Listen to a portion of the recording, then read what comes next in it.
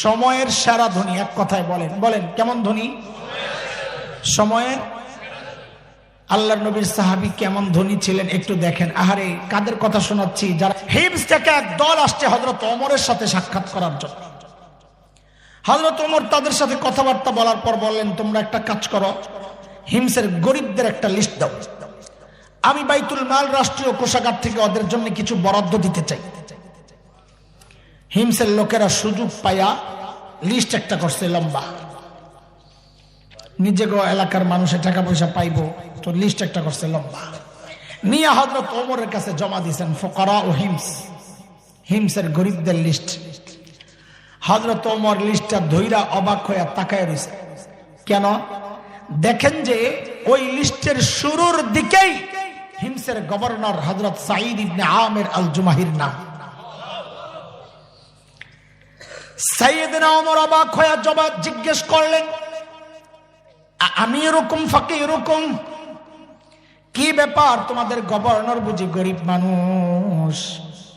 হিমসের লোকেরা জবাব দিলেন, বালা আমিরুনা আফকারুনা, আমাদের গভর্নর শুধু গরিব না, হিমসের মধ্যে সবচাইতে গরিব। কল্পনা করা যায় এই যুগে। হযরত ওমর এই কথা শুনে এতটা খুশি হয়েছেন, সাথে সাথে 1000 স্বর্ণ মুদ্রা প্যাকেট করে দূত মারফত পাঠায় দিয়েছেন, যাও আমার পক্ষ থেকে আমার সাইদকে হাদিয়া দিয়ে আসো। কত? 1000 স্বর্ণ মুদ্রার দাম তো কয়েক হাজার টাকা হইবই, তাই না? কত? হ্যাঁ, আন্দাজি কয়েক কোটি কইছেন, কিন্তু ওইটাই ঠিক। 3.5 কোটি টাকার মতো আসে। এই বিশাল অঙ্কের হাদিয়া পাঠাইছেন হযরত সাঈদের জন্য। আল্লাহু আকবার। মানুষগুলো ছিল কি হইল কি দেখেন, কি ছিল? 1 পয়সার জন্য যারা মানুষ খুন করত, হইল কি দেখেন। দূত যখন ওই হাদিয়ার প্যাকেট নিয়ে পেশ করছে, হযরত সাঈদ প্যাকেট খুলে যখন দেখলেন এই বিশাল অঙ্কের হাদিয়া তার জন্য, তিনি কি করলেন? সাথে সাথে প্যাকেটটাকে এভাবে ছুঁড়ে মেরে চিৎকার দিয়ে বলে উঠলেন, ইন্না লিল্লাহি ওয়া ইন্না ইলাইহি রাজিউন। কি বলছেন? হাদিয়া পাইলে ইন্না লিল্লাহি পড়ার কথা না, আলহামদুলিল্লাহ। আপনারা কি পড়তেন আল্লাহ জানে। আমি তো ইমানের যে হালত, এমন একটা পোটলা পাইলে ভিতরে যায় যে করা লাভ দিতাম, আর বউরে কইতাম আলহামদুলিল্লাহ তুমিও পড়ো আমিও পড়ি। গুনাহ করতাম নাকি? আরে হাদিয়া পেয়ে আলহামদুলিল্লাহ পড়া কি গুনার কাজ? সবের কাজ। কিন্তু আল্লাহর নবীর সাহাবী কি পড়ছেন? এমন ভাবে ইন্না লিল্লাহ পড়ছেন, বউ তো ভেতর থেকে ডরে গেছে। আরে আল্লাহ জানে মদিনা থেকে দূত আসছে, কোন দুঃসংবাদ নিয়ে এসে আল্লাহ জানে। সাথে সাথে জিজ্ঞেস করলেন, আকুতিলা উমর ইবনুল খাত্তাব, কি ব্যাপার? সাইয়েদনা ওমর বুঝি শহীদ হয়ে গেছেন? মদিনা থেকে কি খবর আসছে?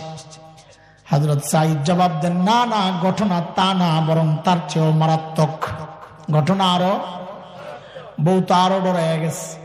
আবার জানতে চাইলেন, আকুতিলাল মুসলিমুনা ফি মারিকা, তাইলে কি কোন যুদ্ধে মুসলমান ব্যাপকভাবে শহীদ হয়ে গেল কিনা? হযরত সাঈদ জবাব দেন, না না, ঘটনা তাও না, তার চেয়েও মারাত্মক। বউ তো কয়, শ্বাসে এর চেয়ে মারাত্মক ঘটনার কি? না জানি আমার জামাইয়ের কল্লাটা নীতি পাঠাইছে। আবারও জানতে চাইলেন, আরে বলেন না কেন ইন্না লিল্লাহ পড়লেন? আল্লাহ, মানুষগুলো ছিল কি হইল কি দেখেন। হযরত সাঈদের জবাবটা, কেন ইন্না লিল্লাহ পড়ছেন? কিয়ামত পর্যন্ত উম্মতে মুসলিমার নসিহত গ্রহণের খোরাক হয়ে গেছে। হযরত সাঈদ বলেন, উদখিলাত আলাইয়া দুনিয়া লিতুফসিদা আখিরাতি, আমার ঘরে দুনিয়া ঢুকায়া দেওয়া হয়েছে আমার আখিরাতকে বরবাদ করার জন্য। ছিল কি হইল কি দেখেন। সাথে সাথে বিবিকে বললেন, আমি চাই মদিনার দূত আমার ঘরে থাকতে থাকতে 1000 স্বর্ণ মুদ্রা তুমি হিমসের গরিবদের মধ্যে বিলাইয়া দাও। কি বুঝলেন? শাসকের মধ্যে যদি দিন থাকে তো নিজের বরাদ্দটাও জনগণের বিলাইয়া দিয়া দেয়, আর শাসকের মধ্যে দিন না থাকলে জনগণের বরাদ্দের টাকা মাইরা বিদেশ যায় বাড়ি বানায়। কথা মিলে নিও। সুবহানাল্লাহ। বিবিরে যখন কইছে সব দিয়া লাও, আরে বাপ রে বাপ, বিবি তারা আমাদের বউ না। আমাদের বউ, আচ্ছা আপনার এলাকায় আছে, কোন বিপদে আমি পড়ি, আমারটা রূপে দিয়াই যাক, সামনে নাই। আমার বউরে যদি কইতাম সব দিয়া লাও, একটা ভেসকে যে মাল লইলে সব দিয়া লাইব, কয় কি আমরা খামো কি, ঘরে কত কিছু লাগবো। বেশি পিড়াপিড়ি করলে বলতো একটা কাম করেন, দুইটা ভাগ করেন, অর্ধেক আপনার অর্ধেক আমার, আমারটা থাক আপনারটা দিয়া লাগ। কিন্তু বউ তো হাসান জামিলের বউ না রে, বউ তো সাহাবীর বউ। কার বউ?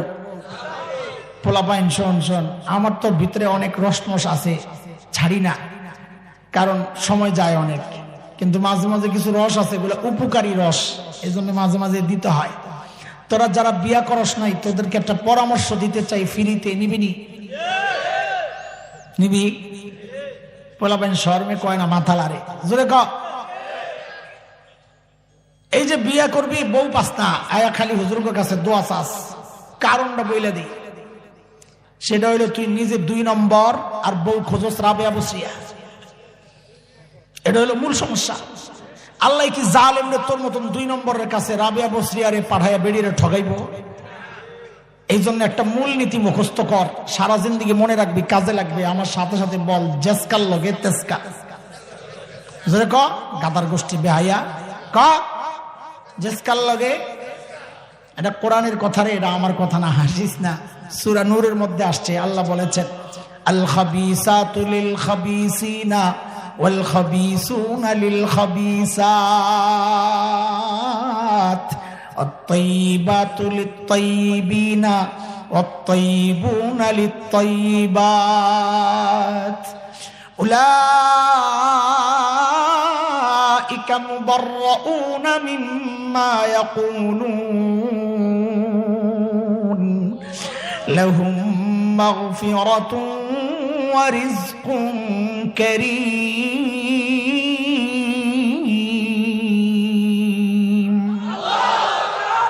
এই আয়াতের ছোট্ট করে তরজমা করলে এটাই বাইর হয়, জেসকাল লগে তেসকা। ঠিক নেই কথা? কি কথা ক?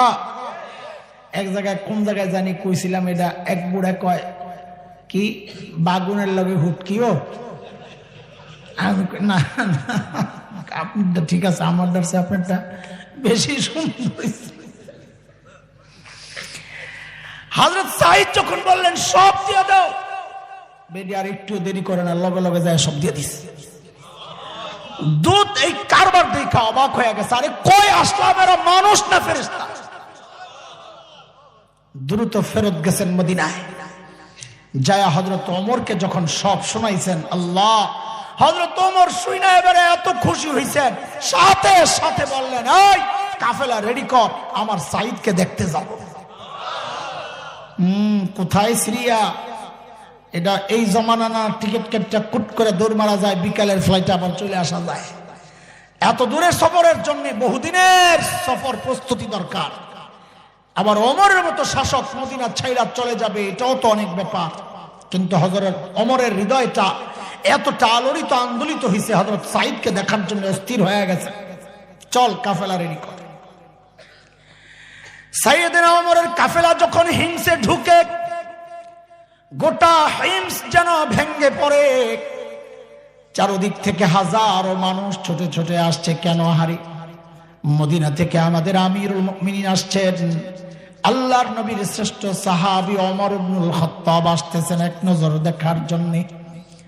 হযরত ওমর বসা, পাশে সাঈদ ইবনে আমির আল জুমাহি। হযরত ওমর চিন্তা করলেন, সাঈদকে আমি তো ভালো জানি, কিন্তু জনগণ কি বলে, এই সুযোগে একটু পরীক্ষা করে নেওয়া যাক। ডাক দিয়ে জিজ্ঞেস করলেন, এই হিমসের মানুষ, তোমাদের গভর্নরের বিরুদ্ধে কারো কোনো অভিযোগ আসেনি? থাকলে দাঁড়ায়া যাও। বাপরে, এই জমানায় এই কথা কইলে পাবলিক নিচের দিকে তাকায়া কইব অভিযোগ তো আছে, কিন্তু দাঁড়াবো না, তাইলে সকালে শুয়া পড়া লাগবে। ঠিক নিও, মানুষ ডরে ঠিকও কয় না। থাক কইস না, আমরাই মরি, তোরা থাক। হযরত ওমরের এই কথা শুই না, সাথে সাথে কোন থেকে এক বুড়া দাঁড়ায় গেছে, আছে অভিযোগ আছে। মানুষের স্বভাব হলো মানুষ অনুকরণ প্রিয়, দেখে দেখে কাম করে। আপনি রাস্তার মাঝখানে খামাখা ঘাটটা ব্যথা করতেছে, আসমানের দিকে তাকায় এমনি ঘাটটা একটু মেসেজ করে তাকায় থাকে, দেখবেন পাশে দিয়া যারা যাবে অধিকাংশ দাঁড়ায়া দেখবে আপনি কি দেখতেছেন। ঠিক নি কথা?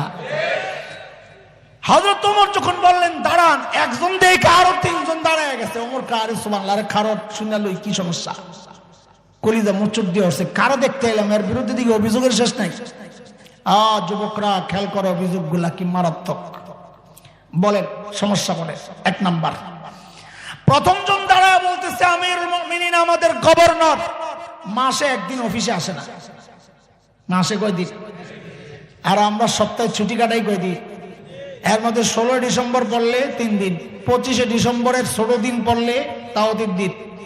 কোন দিন রে? 25 ডিসেম্বর কোন দিন? আবার কয় বড়দিন। আমি কই 16 দিন, কয় বড়দিন। শীতকালে বড়দিন করতে গাইব পাবলিক, হে বেটারা কয় দিকে তালে তালে তুমিও কইবা। আরে বাস্তবতা তো স্বীকার করতে হইব না, শীতকালের দিন সব কি, আর কয় বড়দিন। 25 ডিসেম্বরের 16 দিন, এরপরে 21 ফেব্রুয়ারি, আরো কত কিছু বন্ধ আর বন্ধ, দিবস আর দিবস। এমন এত এত দিবস চালু হয়েছে বাংলাদেশে, 20 বছর পরে দিবস খুঁজা পাইব না, শেষে নতুন নতুন দিবস বেরিব, জামাইব কাজ্যা কাজ্যা দিবস। নাই তো কিছু, দেওয়া তো লাগবে। আল্লাহ মাফ করো। ইসলামী শাসন ব্যবস্থায় জনগণের অভিযোগ, গভর্নর মাসে কয়দিন আসে না। হযরত ওমর তো রাগ হয়ে গেছে। সাইদ জবাব, কেন তুমি মাসে একদিন অফিসে আসো না? আসামির কাঠগড়ায় ধনী এলাকার গভর্নর, কথাটা বলে নেন তো জবাবটা মজা লাগবে। আসামির কাঠগড়ায় কে? ধনী এলাকার। কি হওয়ার কথা? কত ধনী? সময়ের সেরা ধনী। অনেক না, আমি পিছনে যা কইছি সবক এটা শোনাইতে হইব।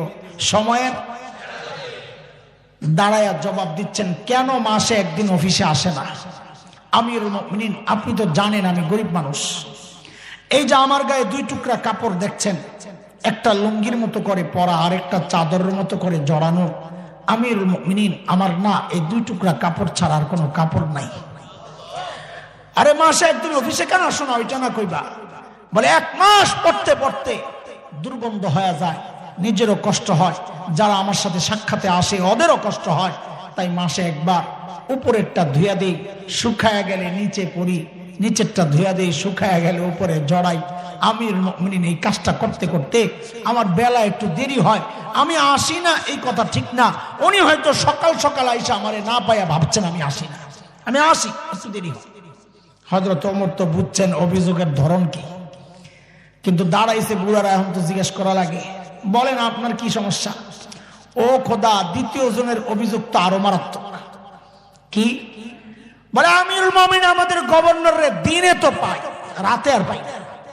কি ডিউটি লইছে হেরে, রাতেও সময় দেওয়া লাগে। আল্লাহ, হযরত ওমর তো রাগ হয়ে গেছে। সাইদ জবাব দাও, কেন তোমাকে রাতে পাওয়া যায়? আসামির কাঠগড়ায় আল্লাহর নবীর সাহাবী। ও কাদের কথা শোনাইতেছি, মাথায় রাখা লাগবে। যারা সফরে বের হলে বগলের নিচে করে মূর্তি লইয়া যাইত যেন পূজা মিস না হয়, ওদের কথা শোনাইতেছি। এক এক সময় এক একটা টান দিয়ে আনবো, তো মাথায় রেখে। আসামির কাঠগড়ায় আল্লাহ নবীর সাহাবী কাচুমাচু হয়ে জবাব দিচ্ছেন, কেন রাতে পাওয়া যায় না?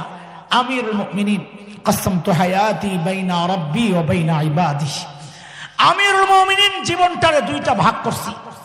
একটা ভাগ রাতটা আমি আমার মালিককে সময় দেই, আর দিনটা মালিকের বান্দাদেরকে সময় দেই।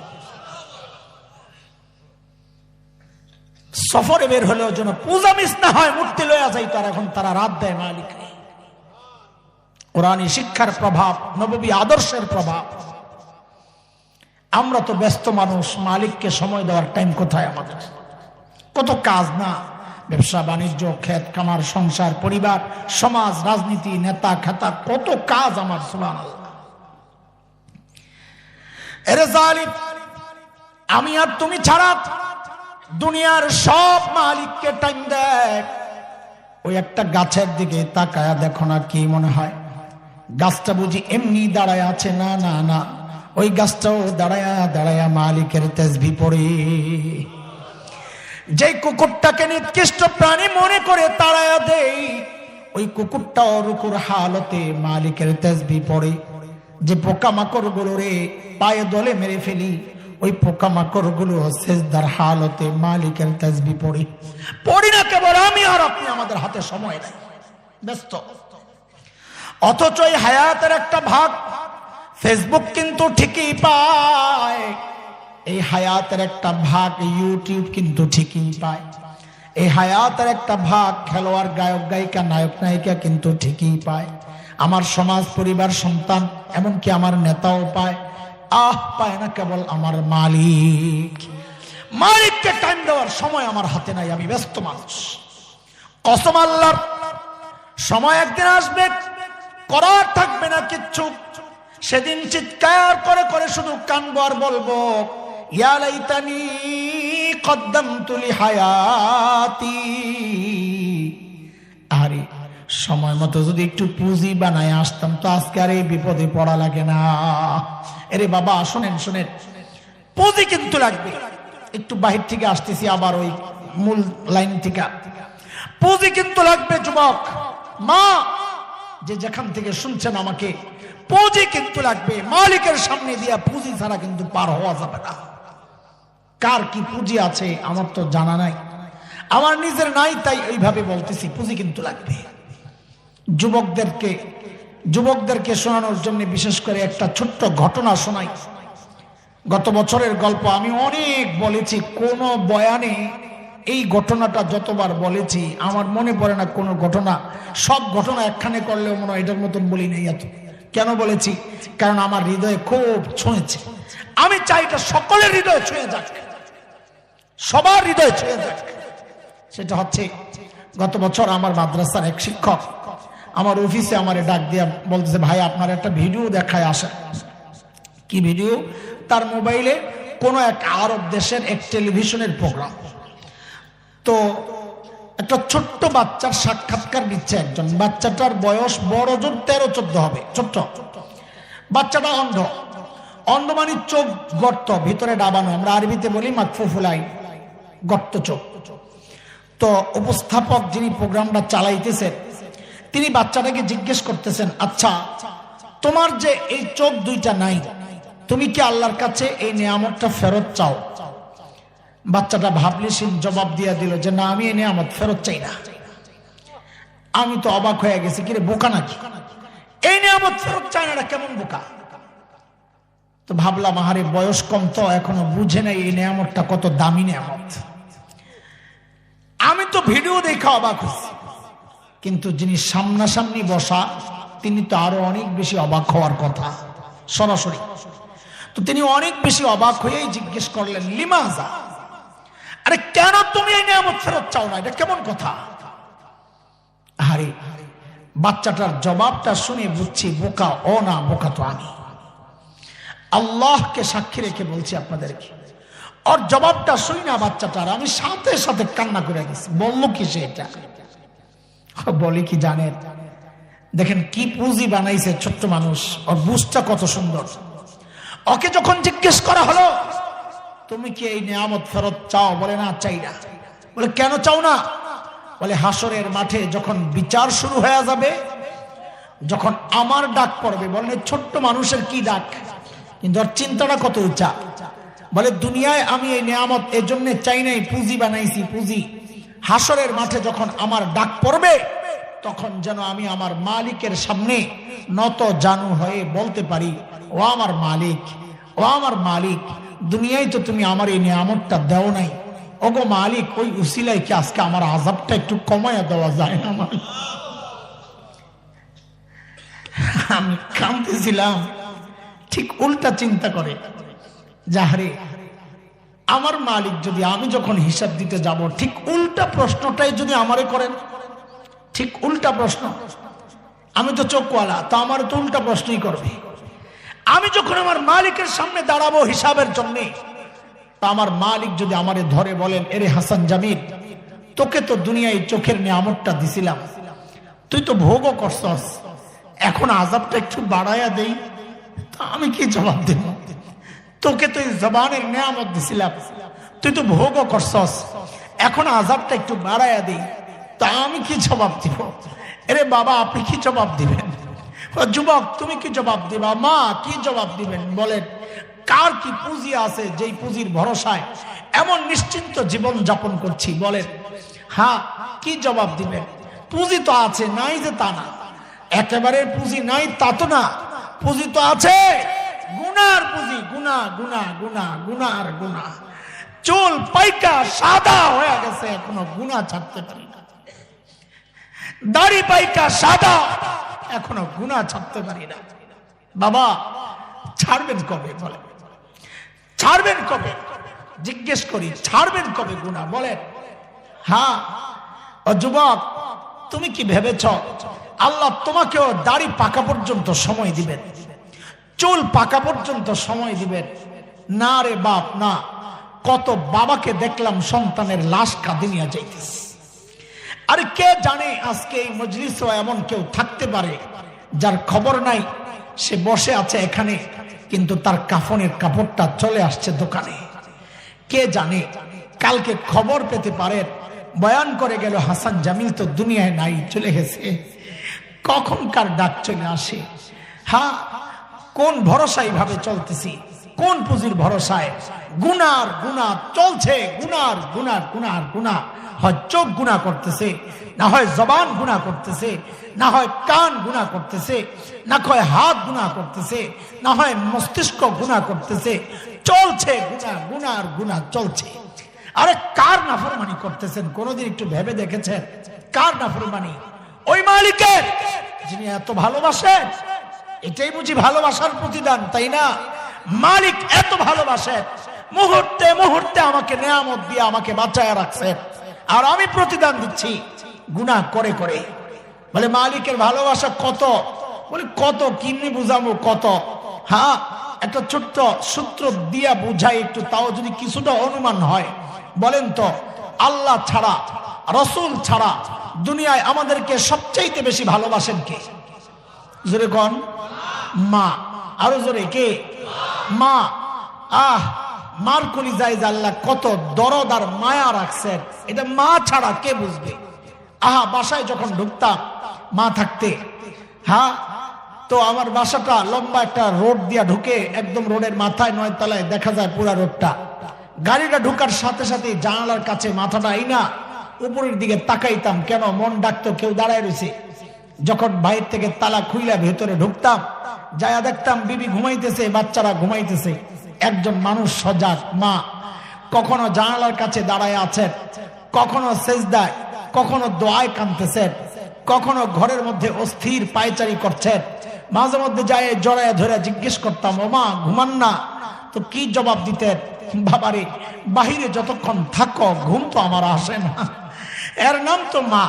এই জন্যই তো উলামায়ে কেরাম মাসআলা আলাদা করেছেন। কোন সন্তান যদি বাবা মার আগে মারা যায় তো মাসআলা কি? বাবা সন্তানের লাশের পেছনে পেছনে যেতে পারেন, বাবা সন্তানের কবরেও নামতে পারেন। বলে কেন?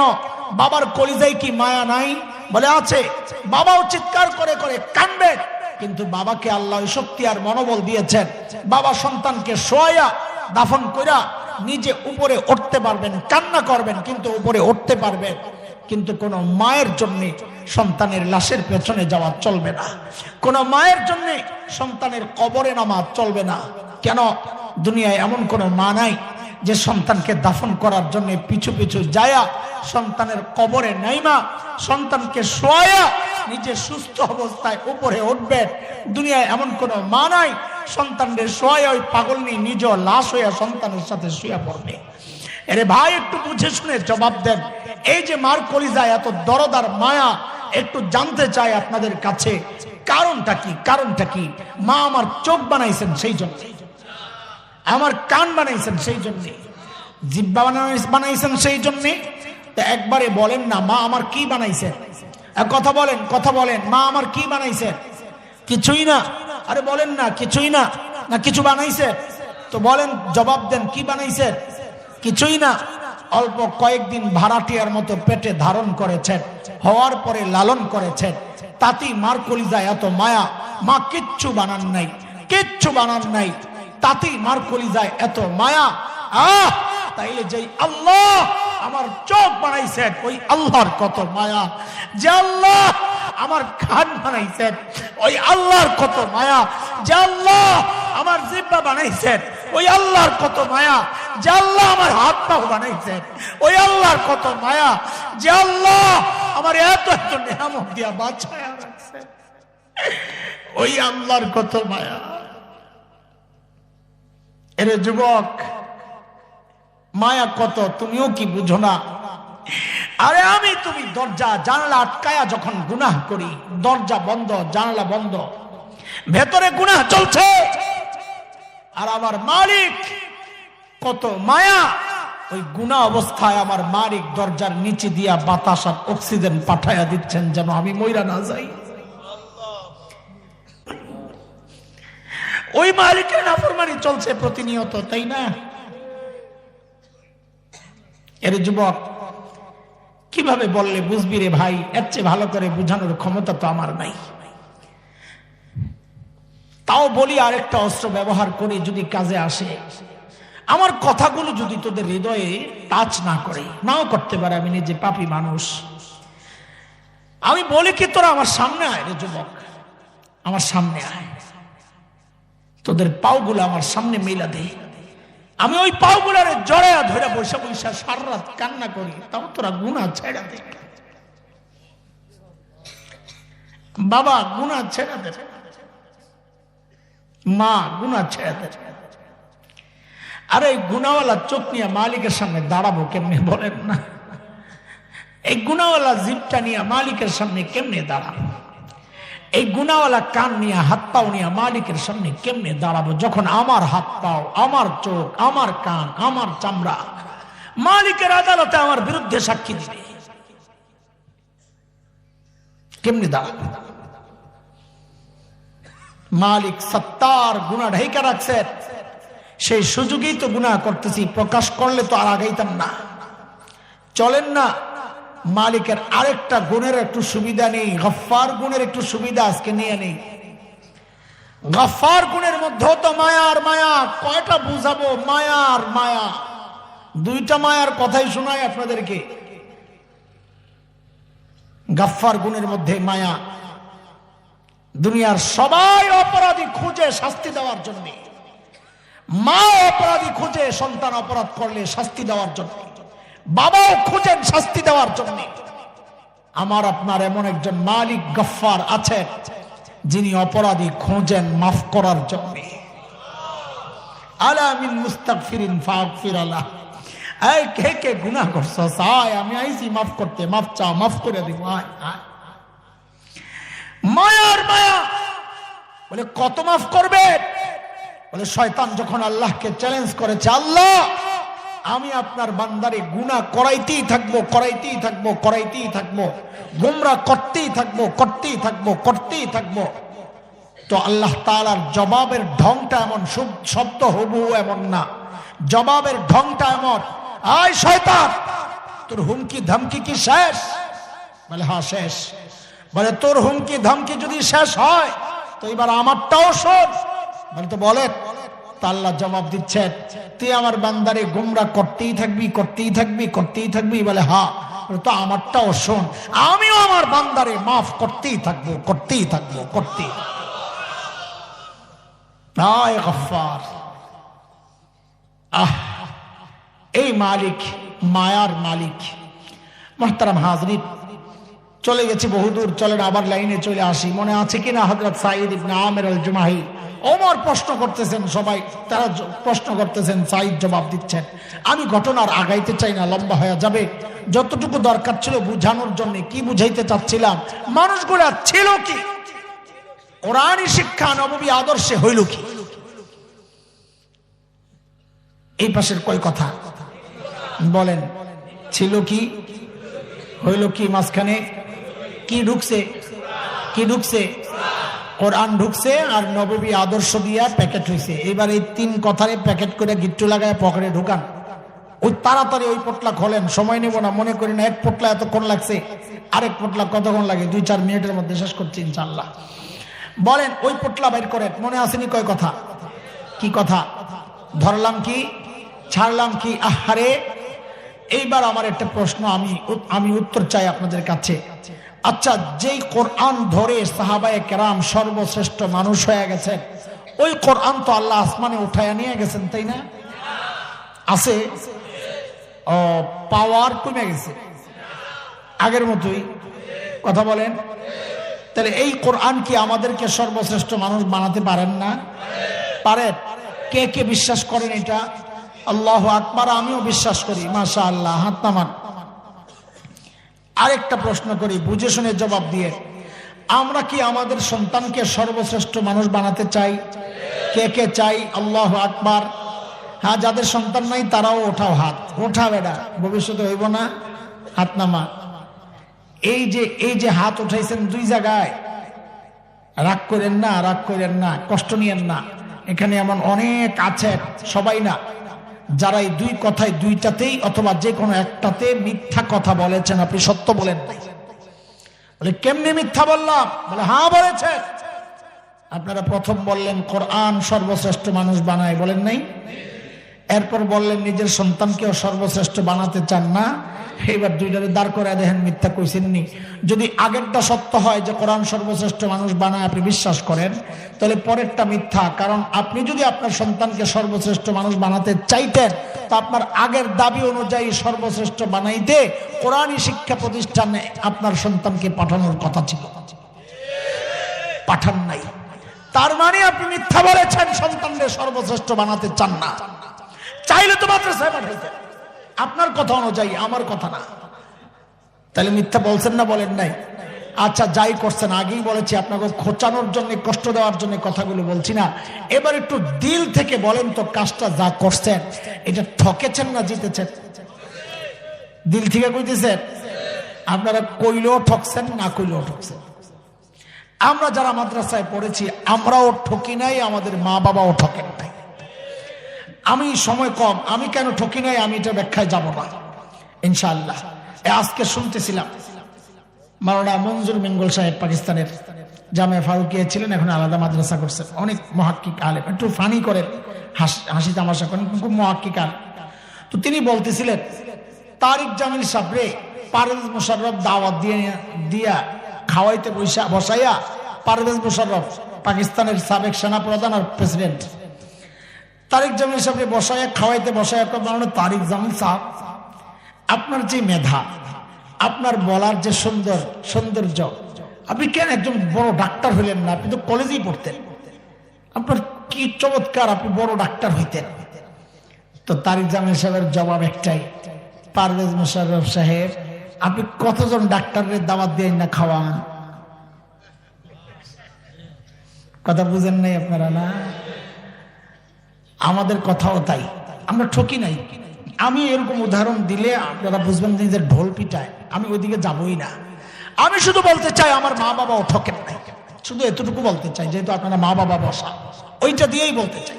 কেন দেখেন, প্রতিদিন 3টা 4টা করে 5টা, এই 2 দিন আগেও 5টা প্রোগ্রাম করতে হয়েছে, 3 দিন আগে 24 তারিখ 5টা প্রোগ্রাম করতে হয়েছে। এমন মাঝে মাঝে হয়ে যায় হামলা পরে, এমন ভাবে ধরে মানা করতে পারি না। এই এমন কোন দিন আমাদের উপরে দিয়া যায় বলে আমার তো মনে পড়ে না যেদিন দোয়ায় বলি না রব্বির হামহুমা কামা রাব্বায়ানি সাগীরা, আমার তো মনে পড়ে না। উপরন্তু আমার কিছু পাগলামিও আছে। আমাদের গ্রামের বাড়ি আপনাদের খুব কাছাকাছি, দাউদকান্দির শেষ সীমা, এদিক দিয়ে খুব কাছে, এই সাচার বাজার আছে একটা, এটার পাশে। হ্যাঁ, আপনার লগে দিয়ে তো সাচার না, সাচারের কাছে। আরে অন্ত এটা বুঝাইতে গেলে আমরা আরো 2 মিনিট যাবো, চুপ করেন। আপনি আপনার দেশি মানুষ, এটাই বুঝেন, কথাবার্তা বুঝেন নাই কিছু, যে কাছে কাছে মনে হয়। আচ্ছা ঠিক আছে, আমার তো পাগলামি আছে কিছু, মাঝে মধ্যে গ্রামে চলে আসি, এই মাসেও আসছি, এত ব্যস্ততার মধ্যে দৌড়ে আসি। কেন? মা বাবার কবর আছে, মাদ্রাসা আছে পেছনে, মা বাবার কবর জিয়ারত করি, কিন্তু এরপরে আমার কিছু আলাদা পাগলামি আছে, ওইটাও করি। কি? ওই 2 জনের কবরের মাথা তো পাশাপাশি, 2 জনের মাথার কাছে যাইয়া বসি, ওই ছোটবেলার মতো। আরে এখন তো চাইলেই একটু মাথা টিপা দিতে পারবো না, এখন তো চাইলে একটু তেল দিতে পারবো না মাথায়, এখন তো চাইলে একটু পাটা টিপে দিতে পারবো না। এই শীত গেল, চাইলেই তো একটা কম্বল ঢুকাইতে পারবো না। এখন যা পারি তাই করি, আমি এটা করি বাচ্চাদের মতো। ওই মাটির মধ্যে বৈশা কিছুক্ষণ কোরআন শরীফ তিলাওয়াত করি, একটু আওয়াজ দিয়েই পড়ি, জোরে জোরে পড়ি, কিছুক্ষণ কোরআন শরীফ তিলাওয়াত করি, কইরা ওঠার সময় শুধু আল্লাহকে বলি, ও আল্লাহ, এই যে তোমার কালামের তেলাওয়াত করলাম, ও মালিক, এই মানুষগুলোর উসিলায় তারা শিখাইছেন তাই পড়তেছি। ও মালিক, দুনিয়া থেকে যাওয়ার সময় যারা আমাকে তোমার সাথে জুড়ে দিয়ে গেছেন, আল্লাহ আজকে তারা কবরে একা, শুধু এইটুকু চাওয়া, যারা আমাকে তোমার সাথে জুড়ে দিয়ে গেছেন আজকে তারা যেন তোমার থেকে দূরে সরে না যায়। রব্বির হামহুমা কামা রাব্বায়ানি সাগীরা। এবার বলেন তো, আমার মা বাবা জিতছেন না ঠকছেন? যারা সন্তানকে দিন শিখান নাই, কসম করে বলছি দুনিয়ায়ও ঠকছেন। বলেন না আপনারা, ভিতরে জলে বলেন না। পত্রিকাওয়ালারা খুঁজে খুঁজে রিপোর্ট বাড়ি করে, কি রিপোর্ট দিছে? আমার কাছে আছে রিপোর্ট। উচ্চ শিক্ষার হার যত বাড়ছে, সন্তানের সাথে বাবা মার দূরত্ব তত বাড়ছে। এটার প্রমাণ পাওয়া যায় বৃদ্ধাশ্রমে। গত রোজার ঈদের দিনের কথা আছে, ইউটিউবে ভিডিও, আমার একজন ভিডিও ক্লিপ পাঠাইছে, দেখেছি। বৃদ্ধাশ্রমে বুড়া বুড়ি কাঁদতেছে।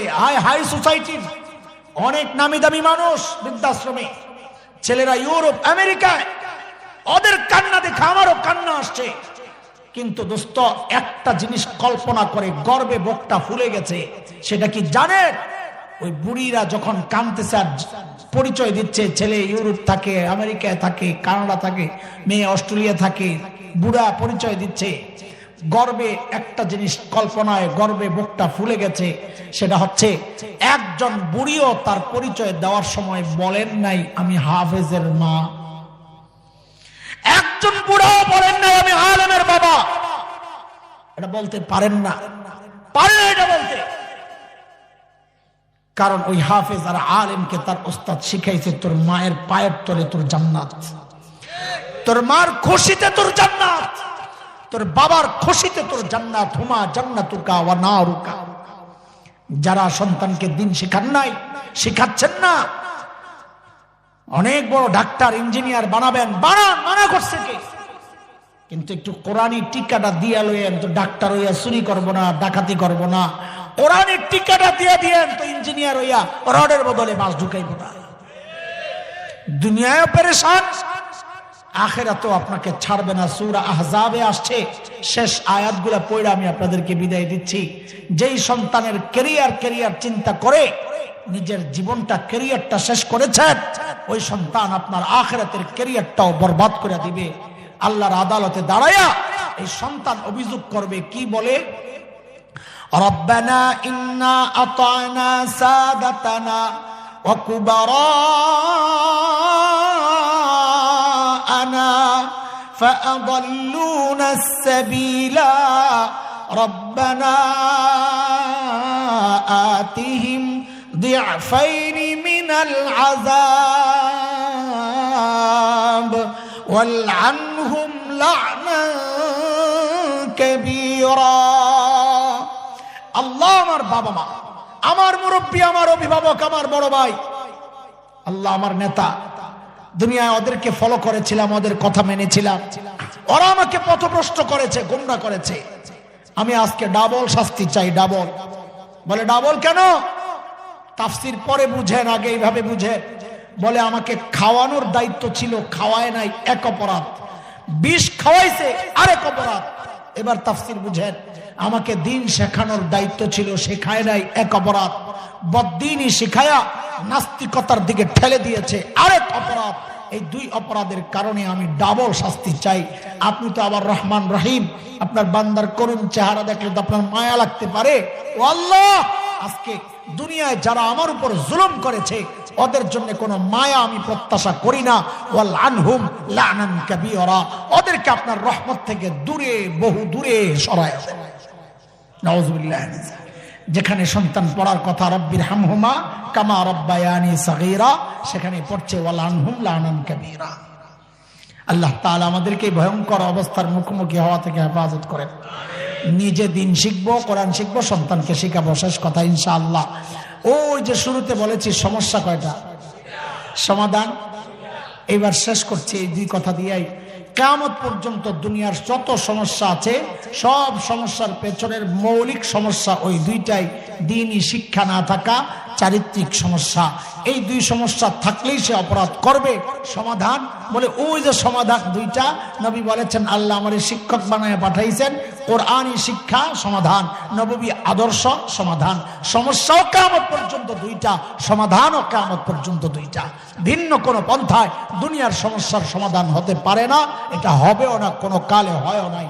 এই উপলব্ধিটা যতদিন পর্যন্ত না আনতে পারবো ততদিন পর্যন্ত আমি সোজা হব না, কোরআন আমার বুকে ধারণ করতে পারবো না। আল্লাহ তাআলা ওই উপলব্ধি আমাদের সকলের হৃদয়ে লালন করার এবং কোরআনকে সঙ্গী বানানোর, দ্বীনকে নিজের জীবন চলার পাথেও বানানোর। আমাদের হযরত বলতেছিলেন সেই কথা, সেই রেশ ধরেই কথা শুরু করেছিলাম। নববী আদর্শ, নবী আলাইহিস সালামের সুন্নাহকে নিজের জীবনের সুন্নাহ, নিজের জীবনকে সুন্নত দিয়া সাজানোর তৌফিক আল্লাহ আমাদেরকে দান করেন। আমিন আমিন। ওয়া আখিরু দাওয়ানা আলহামদুলিল্লাহি রাব্বিল আলামিন।